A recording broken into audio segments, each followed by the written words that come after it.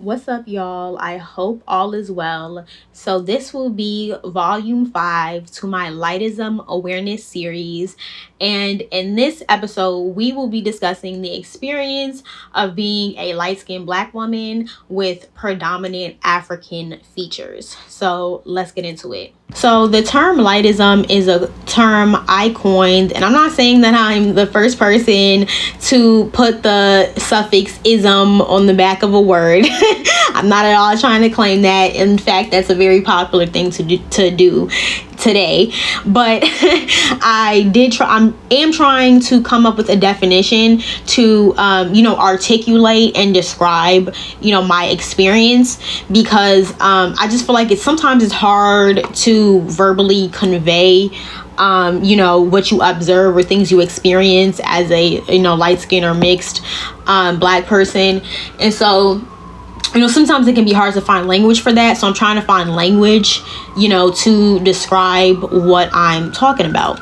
So, that's one of the challenges I've put up for myself in this series, with doing this. So I appreciate y'all for supporting this. And I'm continuing the series because, it gets a lot of traction. It's supported. So I appreciate that, because I was a little apprehensive about, putting this series out there, and I was worried about the response I would get.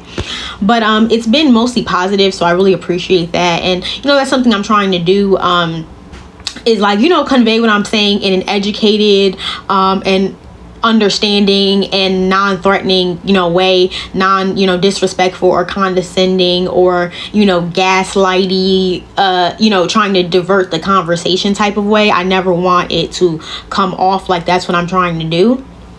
I'm trying to add to the conversation to progress the colorism conversation and the the shadeism, politics within the Black communities that specifically affects us Black women the most. And more so, I focus more so on the dynamic between women, because I focus on women's issues on this channel. So that's one way I'm trying to incorporate this series into the theme of my channel.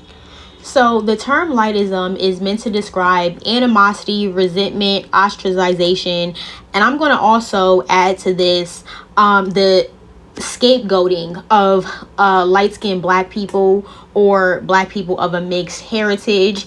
And it usually involves the justification and or normalization of verbal, physical, and or mental abuse of Black people within said group. Gaslighting and discrediting the lived experiences of them is also lightism. Lightism can only be perpetuated intra-racially, just like colorism can only be perpetuated intra-racially.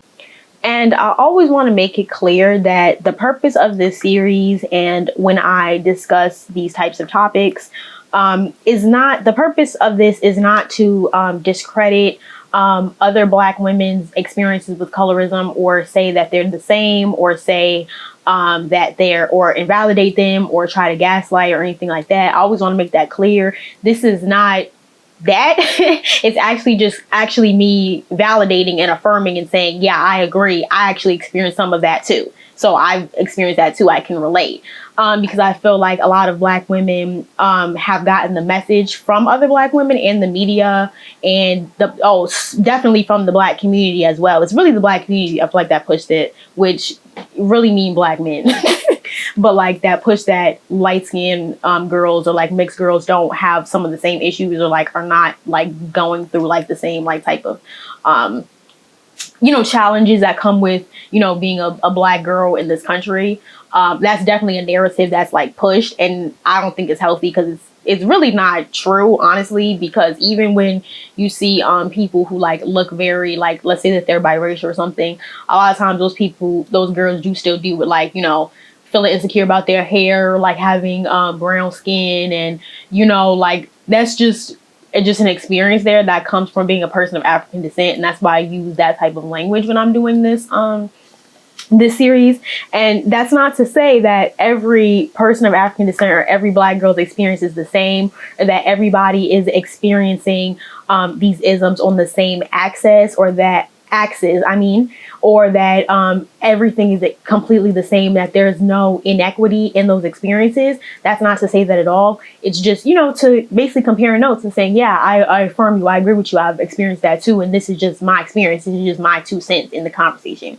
So, that's what I always want to add, and I always want to be clear about. And I just want to, add nuance and add a different perspective to these conversations regarding colorism and texturism, featurism, and all these isms, because I don't really hear a lot of people who have perspectives like me. And that's not to toot my own horn, but I think I have a very unique perspective based on my life experiences.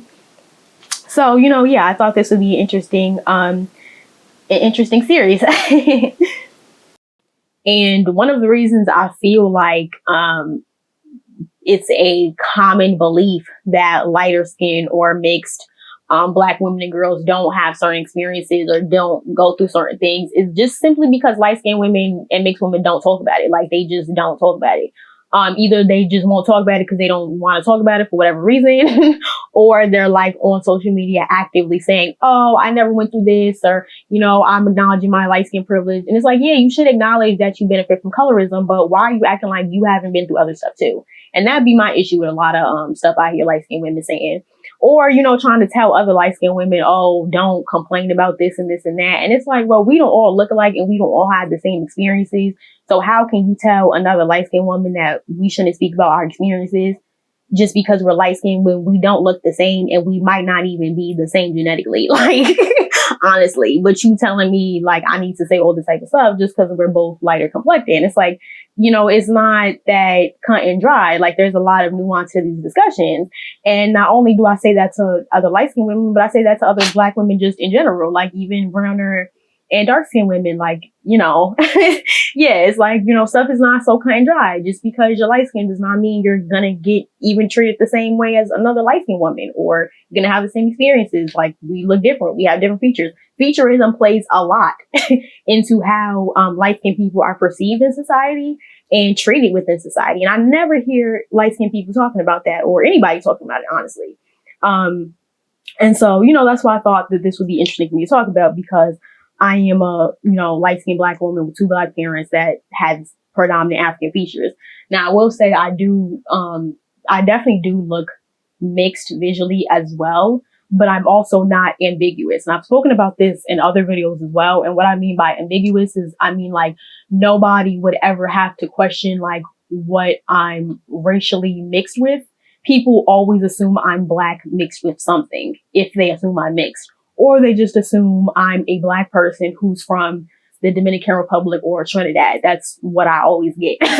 And if you know how people from DR and Trinidad look, it's Black people who look a certain way, if you catch my drift.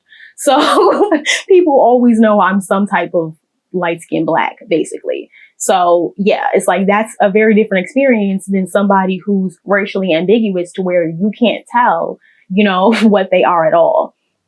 Or you can't even tell that they're mixed with Black. Now, you might see that they're a person of color, but you might not be able to tell if they're African American or Mexican, or they could even be, maybe Filipino and something else. They could be, you don't know. That's a very different experience. And so, I just feel like, there should be, more different perspectives added to that conversation. And I wish that more light-skinned Black people, specifically light-skinned Black women, would, talk about, their experiences with Featurism and Texturism, that also intersect with them being light-skinned, because I think that that's a really interesting thing. And that's why we're going to talk about it in the Lightism Awareness series. Because like I said, the way you look, your features, your hair texture, has a lot to do with how you're going to be perceived and treated in society with being a light-skinned person. Even the shade you are, the hue of your skin tone, just being lighter than a paper bag, isn't a cut and dry experience. There's people who are like my color and more, of a light brown, or like I don't know, like maybe a caramel color in a way. I can never describe my skin color, but I'm kind of orange in the same way too. I can't describe it, but I usually describe myself as being a red bone, but that's neither here nor there. Somebody that's my color is going to have a very different experience than somebody who is Coi Leray or Lotto's color. And I've spoken about that in videos too. And there's a lot of light skin and mixed content creators that have been talking about this, because it's a real thing. And it's like, other people will try to tell you how your experience is going to be based on how you look, or one aspect, the way you look, you being light skinned, or you having light eyes or something like that. And it's like, no, it's not that cut and dry. And the reason why this Lightism Awareness series directly contributes to my, support of like the divestment movement and just Black women deciding to think about ourselves and like, be free spirited and not, binded to the expectations of the Black community. This directly intersects with that because one of the reasons why you will have a lot of light skinned women pretending like they ain't never went through nothing and have never ain't never had any issues being in the Black community, not even about being like light skinned or anything, just being a Black girl in general. Like, and that's the issue Black women have just in general, like of all skin tones. Like we will really just turn a blind eye to how poorly we are treated in the Black community. And just try to be like, oh, racism and Black men have it hard and we have it easier because that's something the Black community has brainwashed Black women to believe, that we have more opportunities because we are women, which is absolutely just delusional and a complete, like, just misrepresentation of reality. But I'm not even going to get into that in this video. But like the Black community goes out of their way to convince Black women that the way we're treated is fine and that we should not speak up about, any discomfort or issues we're having. And, that's something that's really pushed. It's really a culture of like not, calling out abuse and calling out bullying and, and definitely turning a blind eye to the mistreatment of women and girls. And so I'm really glad that the colorism conversation has been, has went mainstream and that, the inequity of what the way darker Black women are treated. I'm really glad that we're starting to talk about that. And that's opening up just a larger conversation in general of how Black women and females are treated within the Black community. And it's horrible. And y'all know I don't really do the whole like, oh, what skin tone has it worse type thing. I think we all have different struggles. I don't think it needs to be a competition. That's something I always say. And that's really how I feel. I feel like all females are treated like shit within the Black community. We just have different levels of being treated like shit. That's basically what it is. Like, it's really that cut and dry. So, with dark skin and brown skin women being more vocal about their treatment, that actually benefits all skin tones of Black women because then that empowers us to, speak about what we're going through. So that means that as light skinned women, you may not have the same, experience, or you may not agree with what another light skinned woman is saying, but as long as she's not being anti-Black or ignorant or talking down to other women, you should still encourage her and, just listen to her experience. Maybe you can't relate to that, but to do the whole, going out your way to try to say, oh, that's not true. And, I haven't experienced that, so it never happened type thing that we be doing to each other on social media is not cool. Especially when you are not as like Black presenting as maybe the next light skinned woman, because that's who I usually see doing it. I'm gonna just be honest with you. It's very racially ambiguous. Usually telling other light skinned women that we shouldn't be talking about our experience because we have it easier and this and this and that. And whenever I hear that rhetoric, I already know that this girl probably did not grow up in the hood or in the Black community or around people of color, but definitely not in the Black community. Because if you genuinely believe that and you genuinely believe that people are getting passes on misogyny just because they're light skinned, and you really think the Black community genuinely operates like that just because that's what image they put out, then you have another thing coming. Because if you really grew up in the Black community, you would definitely be able to see that everybody's getting the same Black men. Everybody's getting their head knocked between the washer and dryer. Everybody's getting colorist and featurist attacks against them the minute you don't want to have sex with somebody. They always talking about your kinky hair. They're going to make you feel conscious about your body. If you're too skinny, you're too skinny. If you're too thick, you're too thick. It's always a problem. You're fast. Oh, you get men's attention. That's something all Black girls can relate to. Light skin, brown skin, dark skin. Everybody can relate to the whole you're fast thing. It's that type of stuff. There is a universal Black girl experience. Even if you're mixed, if you grew up in the Black community, there's certain stuff you did probably witness and experience. I don't understand why that's complicated for people to understand. I don't understand why it's hard for other Black women to look at other Black women to have empathy in that way. Like, oh yeah, you know what? Yeah, we all pretty much had it hard in certain ways, or we all was going through it and getting treated like shit by everybody, particularly these males. So it really should not be a competition. And that's just how I view it. So that's why I try to be, equitable and mindful, as well as even killed and fair in my commentary, because I can see that and I can recognize how fucked up all the women had it in the Black community. Like, I'm not saying it's to the same on every access that it's on the same degree for everybody, but it's definitely a thing. It's definitely there. And I definitely don't think it's fair when people try to say that light-skinned women have it easier in the Black community just because we're light-skinned. Yes, I do understand that we are, for women and for females, being, sexually appealing and presented a certain way in, a feminine type of role. I understand that is important for women, and, the way people are perceived in beauty is more important to women. I do understand that.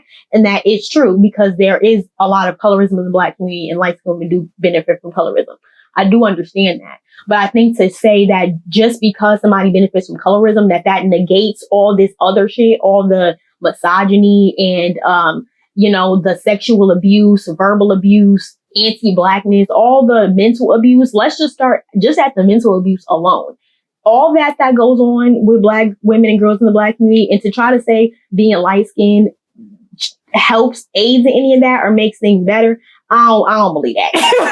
I just don't believe that. Like, that's not what I'm witnessing. Don't think that. So, I'm just, speaking on my experience and, what I've observed in life as being, a light-skinned Black woman with more African features.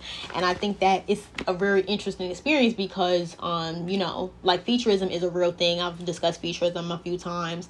And I wouldn't say that it's like, necessarily like you're always struggling with Featurism or, things like that. But it's more of a thing like, when you're light skin or you have different you have like a certain hair texture or something or both, and then you have very predominant features, Black features, it like for some reason a lot of people are ignorant and it like throws them off and they feel like if you are light skinned you're supposed to look a certain way. And that's what I've always kind of observed, and I think that that's just really bizarre because it's like Black people are so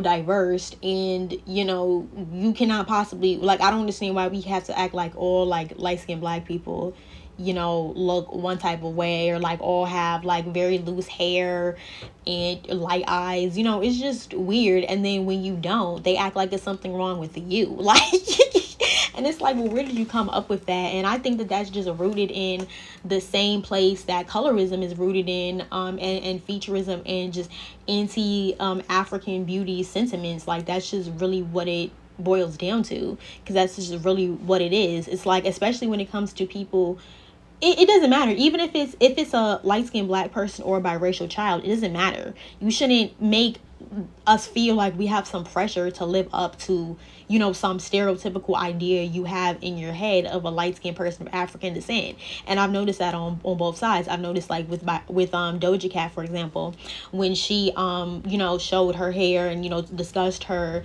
experience with her hair and everything, and people were like clowning her and people were like acting shocked and surprised that she has type 4 hair. And it's like, why are you shocked and surprised about that? The girl has a whole African daddy.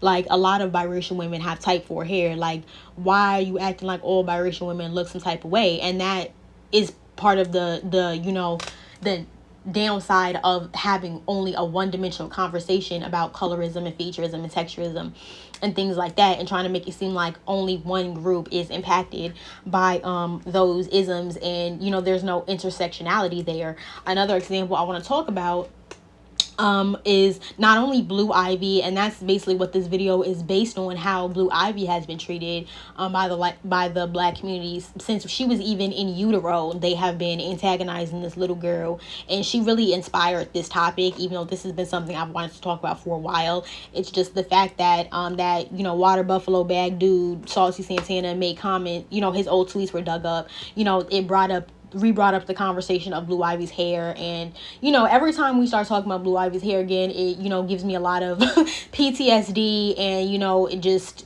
I'm an empath when it comes to little Black girls, so I get really irritated about that. But there just have been multiple instances of like people just being really weird about light-skinned Black women in our type 4 hair, and people like acting like we did something wrong to them because we don't have the right type of hair that they feel like we're supposed to have. But then if you're a biracial woman who does have, you know, the 3A hair, then they act like you're a problem for loving your hair. It's like you cannot win. Like, you know, another instance of this that I was been wanting to talk about was the reaction to Deja Harris talking about her hair. And Deja Harris is a light skinned black girl. She's T.I.'s daughter. If you don't know, she's the one that he made the Hyman comment about. So, you know, we know that she has dealt probably with a number of different traumas just from growing up in that household where her brother gets to run rampant, but her father's over here, you know, doing all that with her. But that's a whole different video. But anyway, I really like Deja Harris. I feel like she has like a really like good spirit, and she just seems like just a really nice girl. But anywho, she was talking about how she felt growing up. She felt very self-conscious about her hair, and you know, the struggles of having, you know, her experience of having her hair type. And she didn't necessarily, I think she said it was 4C, or I don't remember, but I think people kind of assumed that it was 4C, but it's definitely type 4. But she just talked about the, you know, dealing with loving your hair and being comfortable with it as a black girl, and how like difficult that is, and all the like the mental, you know, healing and stress that goes into that, when it should not have to be like that. It's not fair that we the only group of women and girls that has to go through that and deal with that based on a hair texture that comes out of our head. And she was just talking about, you know, how it makes her feel and how she doesn't feel comfortable with her hair. And I thought it was really great, and it really touched me that she was so vulnerable and so, you know, opens about, you know, being real about the other side of having natural hair, because we always talk about the post healing part of natural hair, and when you're wearing your hair naturally and it's, you know, flowing and pretty and big and thick, and you got your hair routine and all that. We always talk about that part, but we never talk about the healing and the dealing with trauma and, you know, brainwashing and deprogramming that it takes to get to that point. And the trauma of, not, I know I keep using the word trauma, but you know, the mental stress of like just getting comfortable with wearing your hair out. And it shouldn't even be all that, but unfortunately it has to be.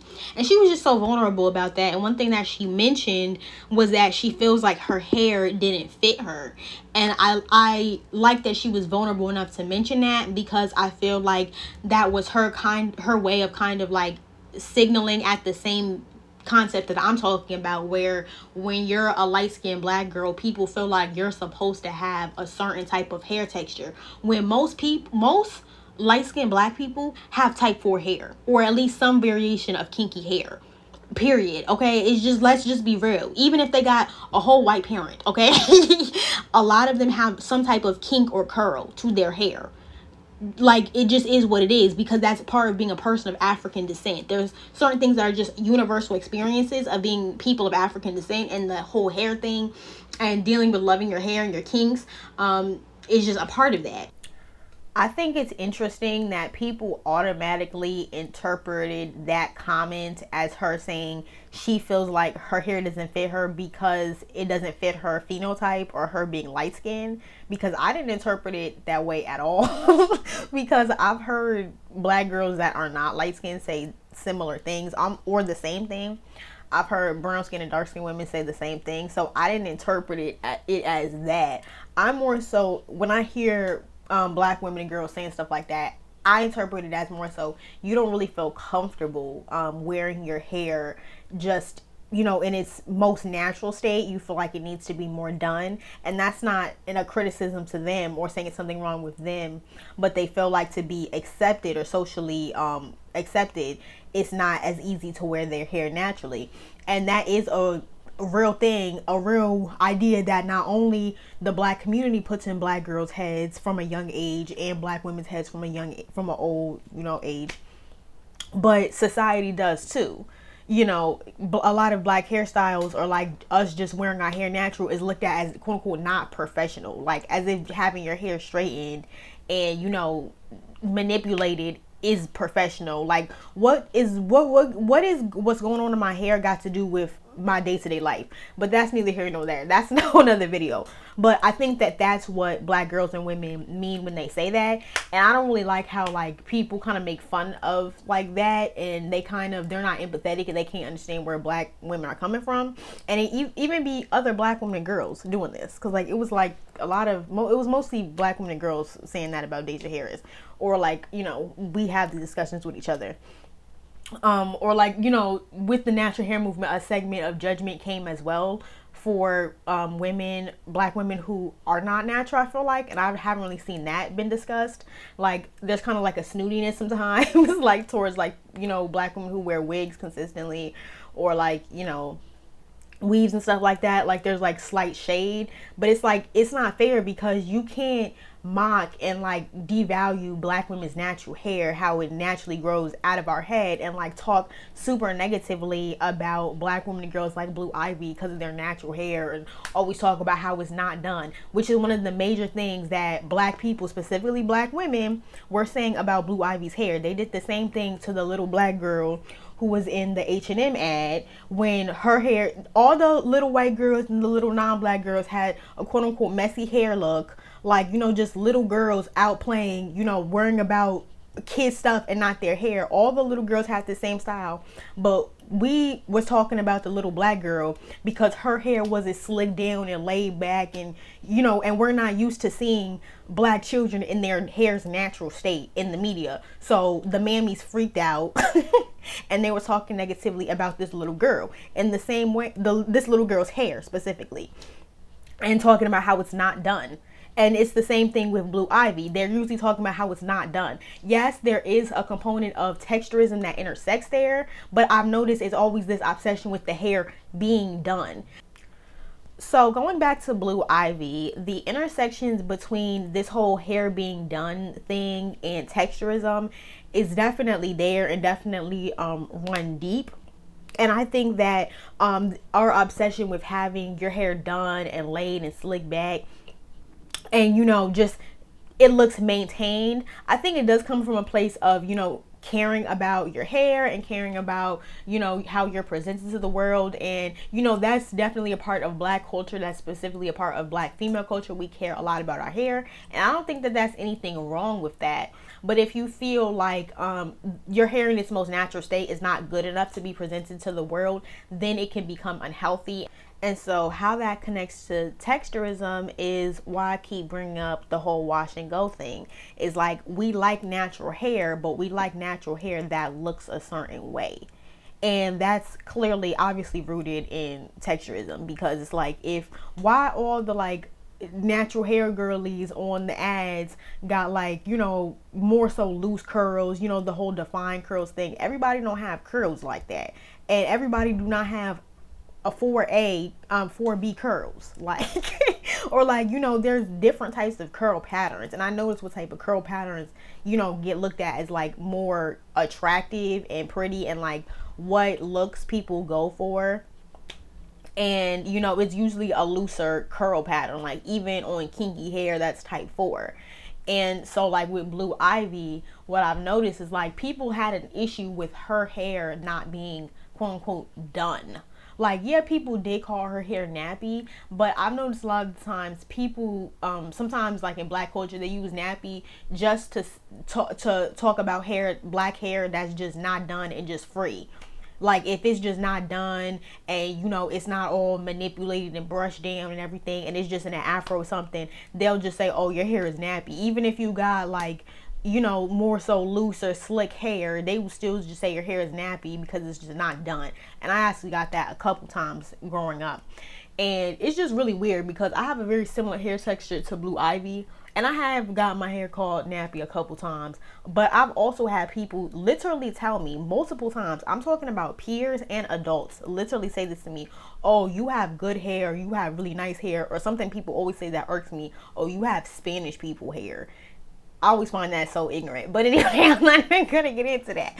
They would say, oh, you have nice hair, but you don't do it. So it looks like nappy, or it don't look like good. Like, you need to do your hair. Your hair would be so pretty if you do it. Like, so they're basically saying, oh, you have nice hair, but because you just wear it in a puff or an afro, it could look better. But if you put all this gel in it and you slick it up and do all this extra shit, then it will look really pretty because you have a certain hair texture. That's usually what they saying. And I get the most compliments on my hair when I wear my hair like that, on the rare occasion, because I don't wear my hair like that because it's too much work to do all those wash and goes and defining the curls. Ain't nobody got time for that. Like, I like when my hair is blown out and it's in a big afro. I don't, that's just me personally. But yeah, so it's like there's a lot of different, and I know I keep using the word intersections, but that's the perfect way to describe it, because that's what it is. It's like, why are you telling a child, whether it's me or Blue Ivy, that, oh, you have good hair but it just needs to be done? First of all, why are you concerned about my hair being done? My mother's not worried about my hair being done. I'm not worried about my hair being done. You're worried about my hair being done, and you're projecting your own texturism onto me as a child and putting this negative message in my head. And my parents didn't talk like that, and I didn't grow up hearing my family talk like that, so I always knew those comments were wrong when people would say it. And it didn't make me feel good either, because you're still dissing my hair though, because you're saying, oh, your hair looks too kinky. And it's like, okay, but that's how my hair naturally is. You just want me to do all this manipulating so my hair can be more defined. But you still giving me a side-handed compliment. That's why it's like when people even be like, oh, you know, certain hair textures, they get praised in the natural hair community. It's like, yeah, but at what cost is that coming at? Like, because it wasn't always like that. Like, yeah, it wasn't always like that. And then it's like, if people only think your hair is pretty because it has like more ambiguity to it or whatever, like, that's not a compliment either. That shouldn't make you feel good either, because I had, you know, pretty low self-esteem about my hair growing up, and those texturous comments did not help. I didn't see those as compliments. Like, it was just weird. It just confused me. And it would literally be adults. But yeah, that's just something that, you know, I'm talking about with the, like, you know, the connection between having your hair done and texturism. And I always would hear people saying that about Blue Ivy, like, oh, Beyonce just needs to do it. And then notice when when Blue Ivy went to that basketball game with Jay-Z, you know, about a month ago or so, and in that picture where she has her hair flattened out, and I'm gonna put them on the screen, both of those times black people would compliment to her hair, saying how pretty it is, oh, saying it's so nice and all this type of stuff. But then when it wasn't like that, when it was just in its natural state, that's when they was talking about it and calling her nappy headed. Like, you see what I'm talking about? So even when you have a certain hair texture, it's like they're only gonna praise it or say it's pretty when it's manipulated and done stuff to have a more European look, or, you know, it's not in its natural state. But if it's in its natural state and it's you wearing it just like how it grows out of your head, then that's a problem. And that's what I mean with these hairstyles. Like, in retrospect, there's nothing wrong with doing your edges or having your hair in a slick bun, or, like, you know, wearing a weave. It's nothing wrong with these things. These things are fun, and as a girl, you should enjoy your hair and playing with it. And that's one of my favorite things about being a black girl, is always changing my hair. So I'm not at all saying that there's anything wrong with that. But if you feel like you have to change your hair and you have to manipulate your hair texture to be pretty, for it to be pretty, and the people around you are pressuring you for that to be done and telling you that your hair is only pretty if you manipulate it, that's a problem. And that's where it gets to be unhealthy. And that's the balance we need to find within the culture, specifically our culture as black women. Now I want to talk about lightism as it intersects with Featurism. And we can definitely look at Blue Ivy's treatment and the way she's been discussed, like I've been discussing within this video. We can definitely see how she's been talked about, and how there's a lot of Featurism in the language that people use to describe her. And there's often a debate going on if people are saying that she's not pretty just because she looks like Jay-Z, which, sidebar, either way, why are we talking about the looks of a child? Why does it matter? The girl is gorgeous. She's pretty. She's a cute little girl. She's always been cute. Yeah, she looks like her father, but she looks like her mother too. She looks a lot like Beyonce. She looks like the perfect combination of both of them. I definitely agree that people saying that Blue Ivy is not a cute little girl, I definitely think that is Featurism. I don't think it's just a thing of, oh, well, you know, some people just aren't so cute to everybody. No, it is Featurism, because the little girl is cute. She's not an unattractive little girl. But yeah, they definitely wanted her to come out looking more like Beyonce, more of a more multiracial black woman. They wanted her to have that type of Creole type look like Beyonce has, because Beyonce looks a lot like her mother. And her mother isn't even biracial. A lot of people like to say her mother's biracial. She's not. She's the perfect example of what I was talking about, of a multi-generationally mixed person. But anyway, that's just too much of a tongue twister to say, but that's a different video. But anyway, I definitely think that that is what's going on, because Jay-Z does have prominent African features. He does look way more, he has way more African features than Beyonce. And that also is shows you an aspect of Featurism as regards to lightism right there. I don't think that she would. I don't think a singer who has Jay-Z's features but his same skin tone, and he's literally the same skin tone as Beyonce, but the reason why people would say that he's not the same skin tone as Beyonce is because he has more African features. And that's another thing that people do. If you are light skinned but you have African features, people will try to make you seem like you're darker than you are. And I'm not saying that like there's anything wrong with being darker or that that's an insult, but I've noticed that so much. If you have very keen features and you're the same skin tone as somebody, people will say, oh yeah, that person is light skinned. But if you have kinky hair and broad African features, they will say, oh no, you're not light skinned. They say that. I just like see that there's a lot of hypocrisy in the things people say. And you can even observe that. And you can observe the anti-blackness and the colorism within even how people talk about light-skinned people. And that's just the point I'm trying to make in this video. So yeah. If Jay-Z was a woman, his image wouldn't be as pushed. But I'm just saying, like, the media does push Black women and women in general. They do this for all races of women. They push women who look a certain way. That's even why we see a certain image of the type of white women that are promoted.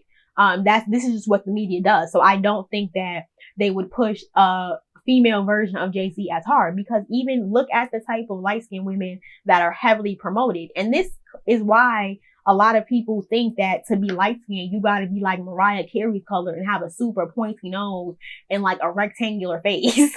And I mean, I know that's super specific. I'm just saying, like, apparently what is become light-skinned has gotten more and more farther away from blackness as the years have gone on, is what I've noticed. And now you have to literally look almost like a very ambiguous biracial person to be considered light skinned nowadays. But like 20 years ago, Monica was considered light skinned. Like when Monica and Brandy were, that beef was being promoted by the music industry, they were promoting it kind of in a light skin versus dark skin type of thing. So that just shows you how the standard of light skin has gotten so far away from, like, it's gotten so, it's really expanded. Let me just say that. And a lot of it, in my opinion, has to do with Featurism and colorism to an extent too. And I know people might get triggered by that because people don't believe light-skinned people can suffer from colorism, but colorism was only about discrimination based on being darker. Anybody can be darker. I'm darker than a lot of people, but I'm a light-skinned Black woman. You see how that works? So there's a lot of nuance to colorism too. So, that's just the point I'm trying to make. But yeah, so bringing that back to Blue Ivy. Oh yeah, I didn't really finish my point about the type of light-skinned women that are promoted in the media. But yeah, I feel like most of the light-skinned Black women that are promoted in the media, at least nowadays, number one, most of them are biracial. I would say in the past, most of them were fully Black, just light-skinned women. And they were still biracial women in the media. Don't get me wrong, they were always biracial women in the media. But the difference was that I feel like they, in my opinion, they had more of an adjacency to Blackness. So I'm talking about people like Halle Berry. Halle Berry is a good example. Y'all know how Halle Berry looks. In my opinion, she looks mixed. She looks biracial, but you can still tell that she's mixed with Black, the same way I described myself. I would say at that time, that was kind of the representation of a light-skinned Black woman. Yeah, Tisha Campbell. It was a lot of light-skinned Black women like that promoted. But you see now, a lot of the light-skinned women promoted are biracial. And even the ones that are biracial, they look more ambiguous. They don't look as adjacent to an African phenotype as they used to in the past. And even with light-skinned Black women in the media, a lot of them, if you look at them, they have thinner noses. They've gotten work done on their noses. Most of them, I would actually say, got work done on their noses to make them straighter. People say Beyonce did that, and I could kind of see how people would say that, but I don't know. I'm not going to accuse Beyonce of that. But like, if you look at Nicki Minaj, she has a very straight nose, very thin features. She's clearly a Black woman, but and Nicki Minaj is multi-generationally mixed too. She's Blasian. So, we can't give y'all that. But yeah, you guys see what I mean. There is a predominant level of featureism even within the way light skinned women are represented, light skinned black women. And it's not always about the woman being mixed or not. It's just, we see it's not that many light skinned black women with broad noses and full lips and an afro in the media. Like, how many light skinned black women in afros? And I'm talking about 4C afros, not no loose, kinky hair type afro. I'm talking about a tight 4C afro with broad features and, freckles or something. Like, how often do you see that? You don't see that very often. They do pick out a specific type of light skinned black woman. And like I said, a lot of light skinned black women in the music industry get their noses done and straightened. Have y'all noticed that? Like, look at Cardi B. She has a very black nose. Cardi B has very black features. That's why I don't understand why people are so intent on believing that she's not black, or at least mixed with black. Because y'all know, to me, if you have African blood in you, a lot of African blood in you, you're basically black to me.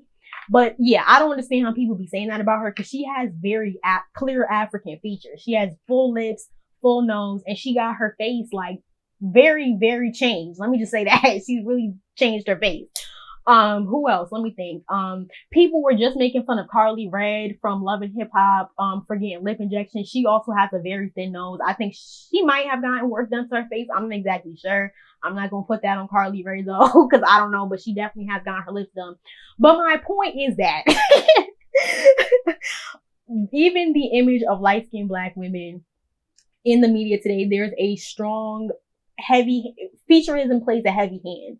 And you can see that by, it's not only light-skinned women getting work done. I'm not saying that. You see a lot of dark-skinned and brown-skinned women getting their African noses changed. You see all black women doing this. So Featurism is definitely a huge issue. Before I wrap this video up, I just wanted to share this tweet that I saw with you guys that literally perfectly articulates the theme and what I'm trying to get at in this particular episode of the Lightism Awareness series. And so I'm going to display the tweet on the screen, but I'm also going to read it out loud. So the tweet says, "I don't want Blue Ivy to ever speak to y'all. I hope she goes to college and lives a clean, quiet, and lavish life on her parents' dime. She does not need to seek out the community because y'all have hated her since she was born for not fulfilling your multiracial child fetish." And this tweet perfectly sums up everything that I've been trying to convey.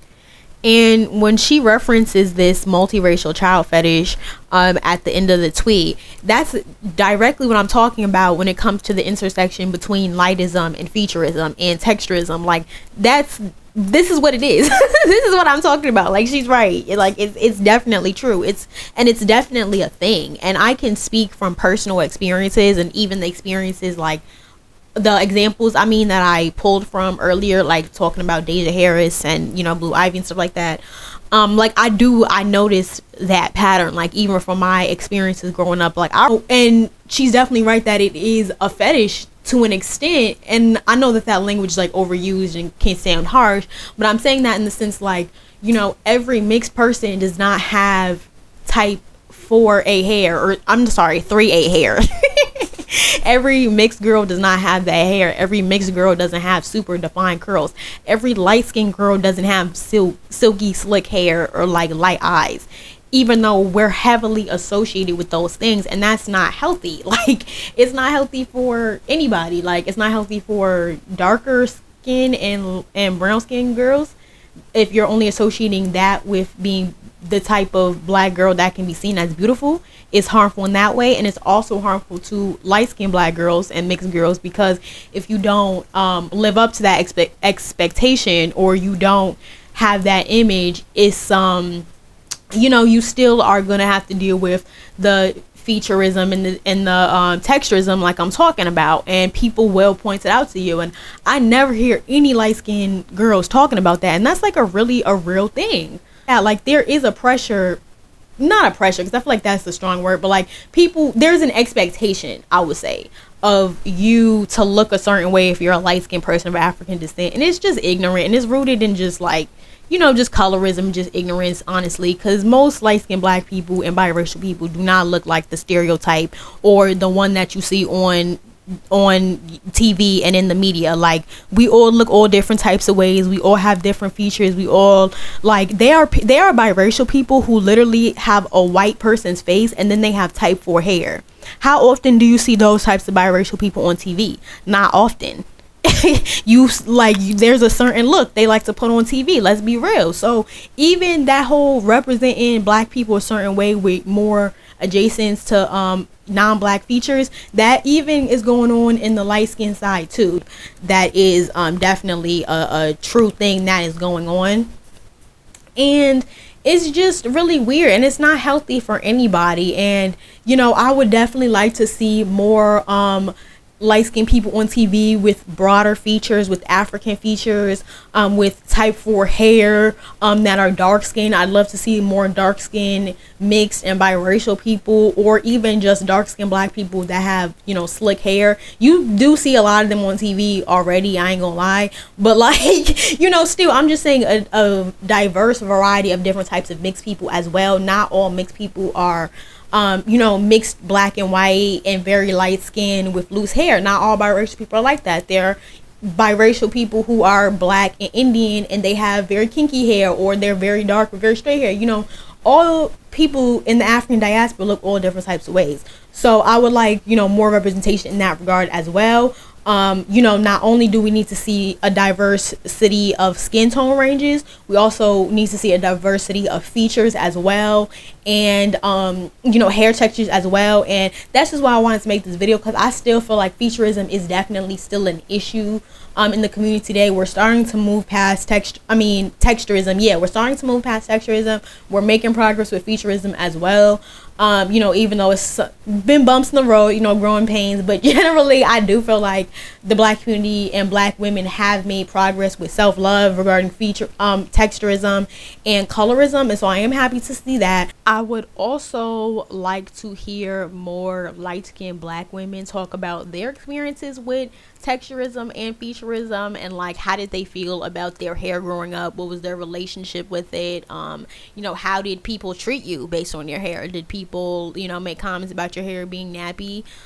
Did you get comments about you having good hair? And as regards to the beginning of her tweet, I definitely completely agree. Y'all know how I feel when it comes to black women and our autonomy from the community, especially in regards to how we are treated and regarded by them, and the rampant misogyny and anti-black woman rhetoric and mentality that many of them hold, many within our own community hold towards us.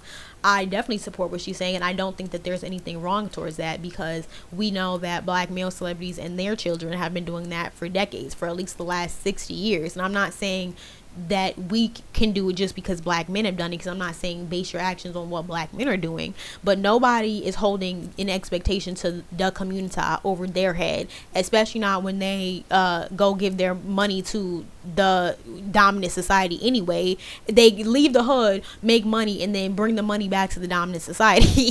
Like, black women don't do that anyway, but there's not an expectation for black men to do that, because they'll still get supported. But you, as a black woman celebrity, you have to be in the streets and be giving back and be building stuff. Like, look how mad at Oprah and Gayle they are, even no matter how much Oprah has done for the people and for black women, because she's done a lot for black women in America and in Africa, but the black community still be sitting up bitter and mad towards her and Gayle and just hating on her for no reason, and let Snoop Dogg disrespect her, even though she's a legend in our community and a lot of people in the black community hate on her.